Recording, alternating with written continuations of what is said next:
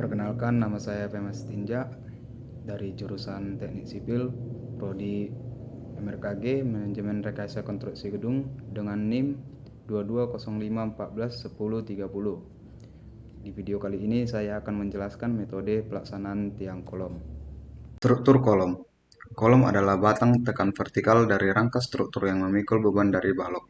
Kolom merupakan suatu elemen struktur tekan yang memegang peran penting dari suatu bangunan, sehingga keruntuhan pada suatu kolom merupakan lokasi kritis yang dapat menyebabkan runtuhnya lantai yang bersangkutan, dan juga runtuh total seluruh struktur.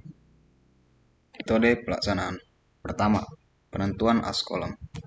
Titik-titik dari as kolom diperoleh dari hasil pengukuran dan pematokan. Hal ini disesuaikan dengan gambar yang telah direncanakan. Cara menentukan as kolom membutuhkan alat-alat seperti teodolit, meteran, tinta, sipatan, dan lain-lain. Proses pelaksanaan. 1. Penentuan as kolom dengan teodolit dan waterpass berdasarkan subdrawing dengan menggunakan acuan yang telah ditentukan bersama dari titik benchmark.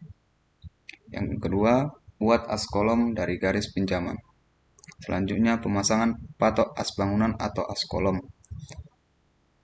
Berikut adalah gambar dari penentuan as kolom menggunakan teodolit.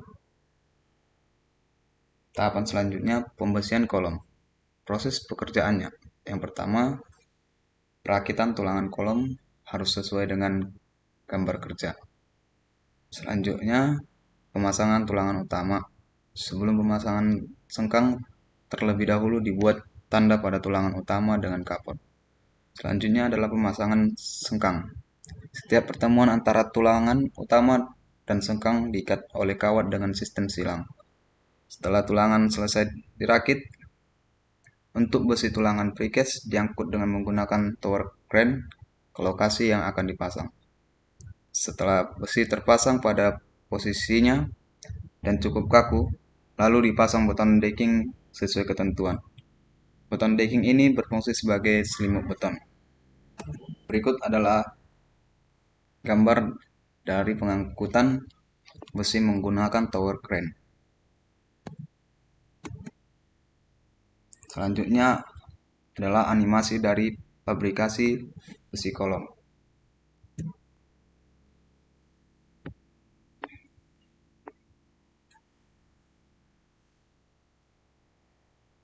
Tahapan ketiga, pemasangan backcasting kolom. Berikut adalah tahapannya. Pertama, bersihkan area kolom dan marking posisi backcasting kolom.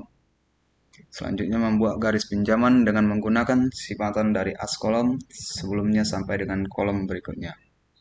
Setelah itu, setelah mendapatkan garis pinjaman, lalu buat tanda kolom pada lantai sesuai dengan dimensi kolom yang akan dibuat. Tanda ini berfungsi sebagai acuan dalam penentuan backcasting kolom.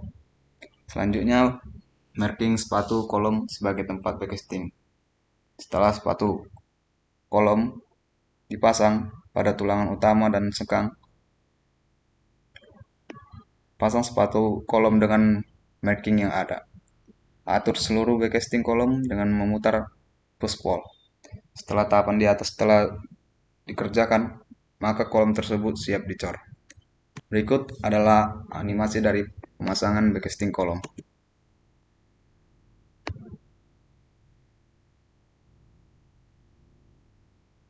4.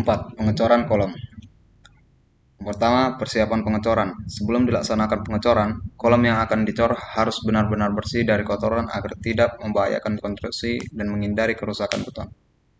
Yang kedua, pelaksanaan pengecoran. Pengecoran dilakukan dengan menggunakan bucket kecor yang dihubungkan dengan pipa tremi dengan kapasitas bucket sampai 0,9 meter kubik.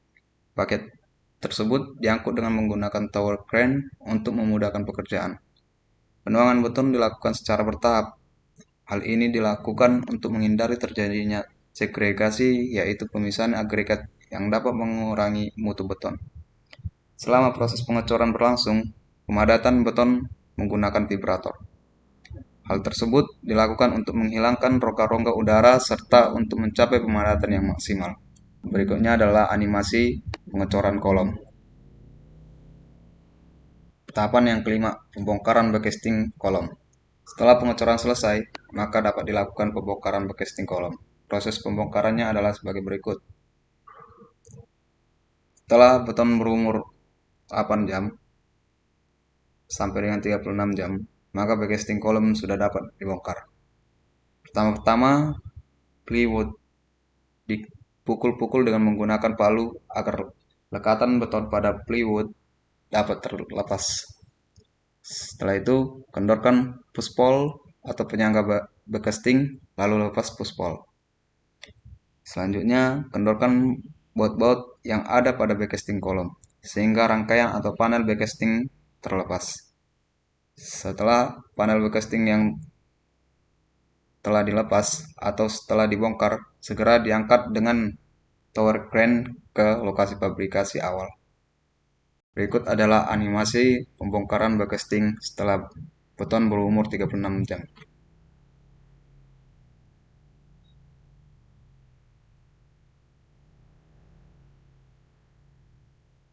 Tahapan terakhir adalah curing beton selama 7 hari.